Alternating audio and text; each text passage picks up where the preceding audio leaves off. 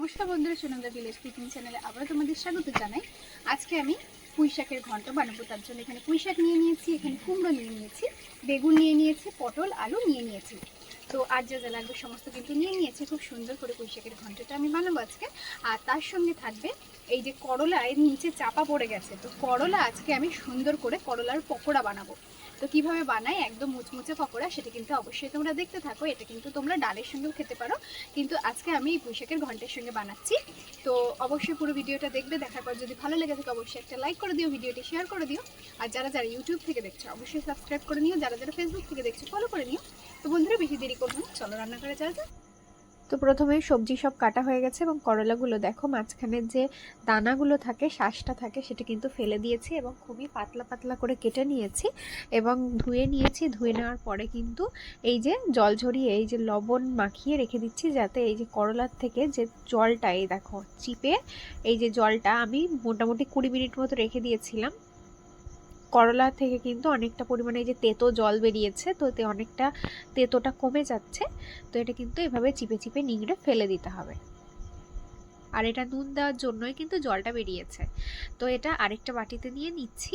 আর এদিকে দেখো এর মধ্যে এখন দিয়ে দেব বেসন আর দেব চালের গুঁড়ো একটু বেশি করে।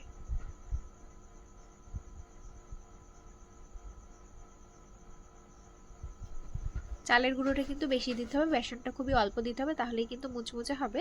তো এখন আমি দিয়ে দিচ্ছি হলুদ গুঁড়ো, তোমরা চাইলে লঙ্কা গুঁড়োও দিতে পারো।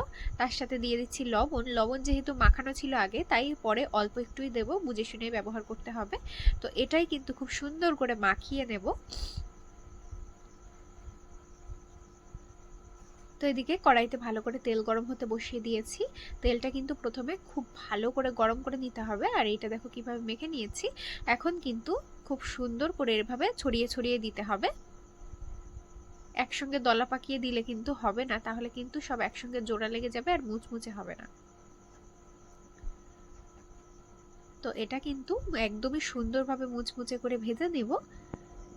তো এদিকে দেখো কি সুন্দর মুচমুচে হয়েছে, দেখেই তোমরা আশা করছি বুঝতে পারছো।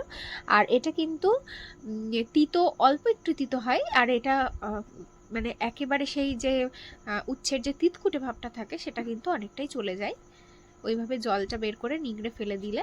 তো এদিকে আমার এই যে উচ্ছের পকোড়া ভাজা হয়ে গেছে, এটা এখন নামিয়ে নিচ্ছি। আর এদিকে কড়াইতে যা তেল আছে সের মধ্যে দিয়ে দিচ্ছি শুকনো লঙ্কা আর আলু ভেজে নেব। তো আলু ভাজার কথা তোমাদের প্রথমে বলা হয়নি, তো এখন দেখিয়ে দিচ্ছি আলু ভেজে নেব। দিয়ে দিচ্ছি চেরা কাঁচা পাকা লঙ্কা, সাথে দেব লবণ আর হলুদ।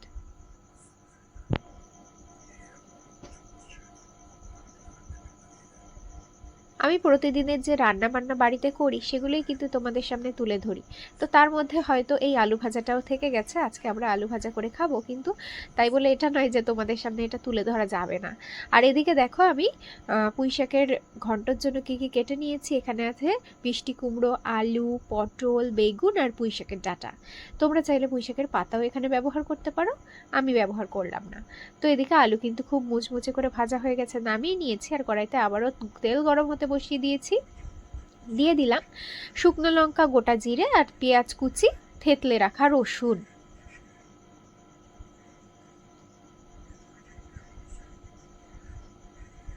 তো এদিকে ভালো করে ভাজা হয়ে গেছে কিছুক্ষণ ধরে। এখন দিয়ে দেব কেটে ধুয়ে রাখা কুমড়ো। তো কুমড়োগুলো কেমন সাইজ করে কেটে নিয়েছি দেখতেই পাচ্ছ। কুমড়ো যেহেতু পরে একদমই গলে যাবে, তাই একটু বড় বড় করে কাটলেও কোনো সমস্যা নেই। সাথে দিয়ে দেব আলু। আলুটাও কেমন করে কেটেছি দেখিয়ে দিলাম। তো আলু কুমড়ো একসঙ্গে ভাজবো, বাকি সবজি পরে দেব। এখন দিয়ে দিচ্ছি লবণ আর হলুদ।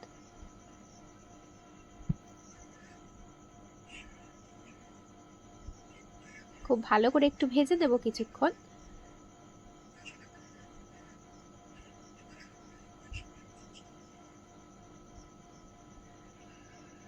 এভাবে চাপা দিয়ে দিয়ে ভাজলে কিন্তু ভাজাটাও ভালো হবে এবং সবজিগুলো খুব নরম হয়ে যাবে আস্তে আস্তে। এদিকে দেখো পুঁই শাকের ডাঁটাটা কেটে নিয়েছি, কেটে ধুয়ে রাখা পুঁই শাকের ডাঁটা এখন দিয়ে দেব, একসঙ্গে ভালো করে ভাজবো।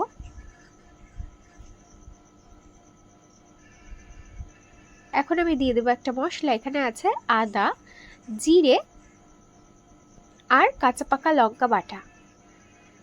তোমরা চাইলে এখানে শুকনো লঙ্কা বাটাও দিতে পারো। তো বাটি ধুয়ে একটু জল দিয়ে দিলাম, সাথে দিয়ে দিলাম পটল, কেটে ধুয়ে রাখা পটল আর কেটে ধুয়ে রাখা বেগুন। তো এখন সব সবজি একসঙ্গেই মশলার সঙ্গে খুব ভালো করে কষিয়ে নেব। এদিকে দেখো কি সুন্দর মাখো মাখো হয়ে গেছে সমস্ত মশলা আর সবজি। তো চাপা দিয়ে খানিকক্ষণ কষিয়ে নিয়েছি মশলার সঙ্গে সবজিটা, এখনো পর্যন্ত জল দিইনি। তো এখন দিয়ে দেবো পরিমাণ মতো জল, যাতে এই যে সবজিগুলো খুব ভালো করে সেদ্ধ হয়ে যায় আর এই তরকারিটা একদমই মাখো মাখো হয়ে যায়। তো এদিকে দেখো তরকারিটা কিরকম মাখো মাখো হয়ে গেছে। অনেক সবজি কিন্তু এই যে কুমড়ো, আলু গলে, বেগুন গলে মিশে গেছে তরকারির সাথে। তো এখন এই তরকারিটা কিন্তু একদমই কমপ্লিট। দেখো এখন নামিয়ে নেব। আর এটা খেতে কতটা, দেখতে কতটা লোভনীয় হয়েছে, কে কে খেতে চাও এরকম তরকারি অবশ্যই জানিও।